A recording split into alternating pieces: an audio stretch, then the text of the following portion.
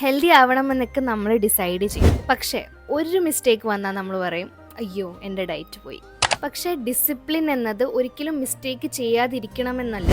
Mistake വന്നാൽ അത് നമ്മൾ എങ്ങനെ കറക്റ്റ് ചെയ്യുന്നു അതാണ്. ഇന്നൊരു സ്വീറ്റ് കഴിച്ചോ, ഡയറ്റ് പോയി, ഇനി എന്തിനു നോക്കണം എന്ന് പറഞ്ഞ് ബാക്കി ദിവസം ഫുള്ള് ജങ്ക് കഴിക്കരുത്. നെക്സ്റ്റ് മീൽ ഹെൽത്തി ആക്കുക, അത്രേ ഉള്ളൂ.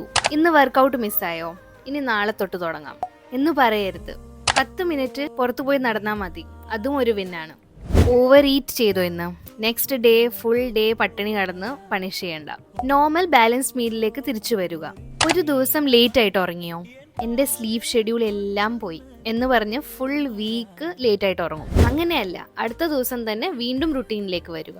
ബിക്കോസ് ഹെൽത്തി ലൈഫ് സ്റ്റൈൽ എന്ന് വെച്ചാൽ 100% പെർഫെക്റ്റ് ആയിട്ട് ജീവിക്കുന്നതല്ല. Every time you go off track, നിങ്ങൾ ട്രാക്കിലേക്ക് തിരിച്ചു വരാൻ പഠിക്കുന്നത്, അതാണ് ഡിസിപ്ലിൻ. പെർഫെക്റ്റ് ആവാൻ നോക്കണ്ട, കൺസിസ്റ്റന്റ് ആവാൻ നോക്കൂ.